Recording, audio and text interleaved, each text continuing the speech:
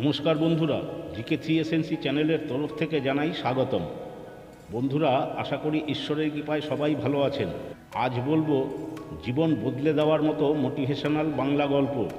তাহলে চলুন দেরি না করে শুরু করা যাক। গল্পের নাম আজই একমাত্র সত্য। অনেক দিন আগের কথা। একটা সময় ছিল যখন মোটর গাড়ি স্টার্ট করতে হতো ইংরেজি জেড অক্ষরের মতো একটা হ্যান্ডেল দিয়ে। অনেক পরিশ্রম, শক্তি ও সময় ব্যয় করে গাড়িগুলো স্টার্ট করতে হতো। অর্থাৎ সেই সময় যে কোনো গাড়ি স্টার্ট করা ছিল একটা রীতিমতো হুজ্জুতির ব্যাপার। একজন তরুণ যুবক, যিনি ছিলেন জেনারেল মোটরস রিসার্চ কর্পোরেশনের ভাইস প্রেসিডেন্ট, তিনি বন্ধুদের বললেন যে একটা ছোট্ট চাবি দিয়ে গাড়িগুলো স্টার্ট করা যেতে পারে।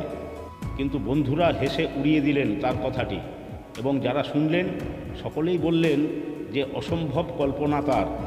আর তার খেয়ালি কল্পনার জন্য মজাও করতে ছাড়লেন না। বললেন যে একটা ছোট্ট চাবি দিয়ে এত বড় মোটর গাড়িকে স্টার্ট করা সম্ভব নয়, কিন্তু আজ আমরা জানি যে এটাও সম্ভব হয়েছে। এখন একটা ছোট্ট চাবি দিয়ে, অর্থাৎ সেলফ স্টার্টারের মাধ্যমে গাড়ি স্টার্ট করা যায়। কিভাবে এটা সম্ভব হলো, এবার সে বিষয়ে বলা যাক। তার নাম চার্লস ফ্র্যাঙ্কলিন কেটারিং, সংক্ষেপে চার্লস এফ কেটারিং নামেই পরিচিত আজ, যিনি এই অসাধ্য সাধন করতে পেরেছিলেন। তিনি যখন গাড়ির সেলফ স্টার্টের আবিষ্কারের স্বপ্ন দেখতেন, তখন তার এই স্বপ্ন পূরণের জন্য প্রয়োজন ছিল প্রচুর সময় এবং পরিশ্রম। বাধ্য হয়েই তিনি চাকরিটি ছেড়ে দেন। যে কোনো গবেষণার জন্য অর্থেরও প্রয়োজন। চাকরি না থাকায় তার অর্থের অভাব দেখা দিল। তার ব্যাংক ব্যালেন্স ফুরোতে লাগলো। একটা সময় সবই ফুরিয়ে গেল। তখনও চার্লস কেটারিং সফল হতে পারলেন না। একটার পর একটা প্রচেষ্টা ব্যর্থ হতে লাগলো।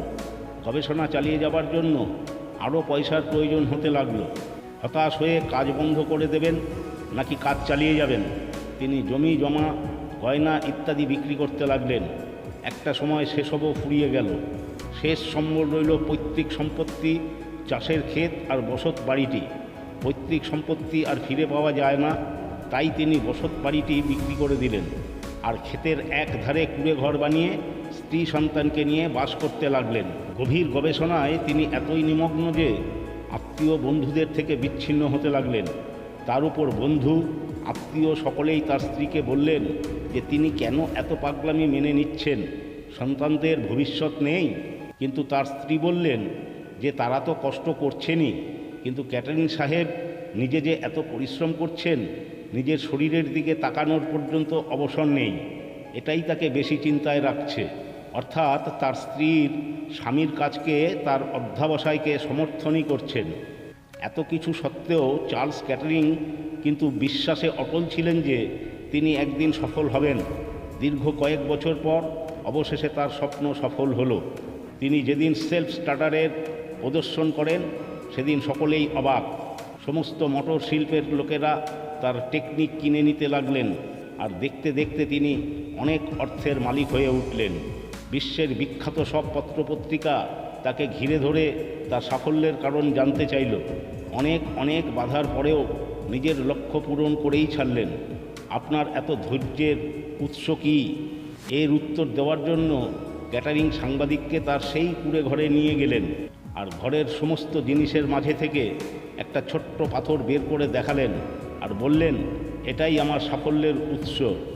দেখা গেল সেই পাথরে লেখা ছিল একটি ছোট্ট কথা, আজ। তিনি বললেন, এই আজই আমার সফলতার উৎস। কারণ গতকাল মানুষের জীবনে হতাশা এনে দেয়, আগামীকাল এনে দেয় অলসতা। তাই আজই একমাত্র সত্য, আর তাই দেখুন আজ আমি সফল। তাহলে বন্ধুরা, এই গল্প থেকে আমরা যে শিক্ষাগুলি নিতে পারি সেগুলি হলো, যারা আজ নিয়ে বেঁচে তারাই সফল হয়। দুনিয়ার সমস্ত কাজ আসলে আজই সম্পন্ন হয়। তাই বর্তমানকে নিয়ে বাঁচাই সাফল্যের মূল সূত্র। এখন নয়তো কখনো নয়। প্রতিটি সময় মূল্যবান, তাই সময়ের সঠিক ব্যবহার করা উচিত।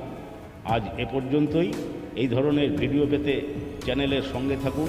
আপনারা সবাই ভালো থাকুন ও সুস্থ থাকুন। ধন্যবাদ।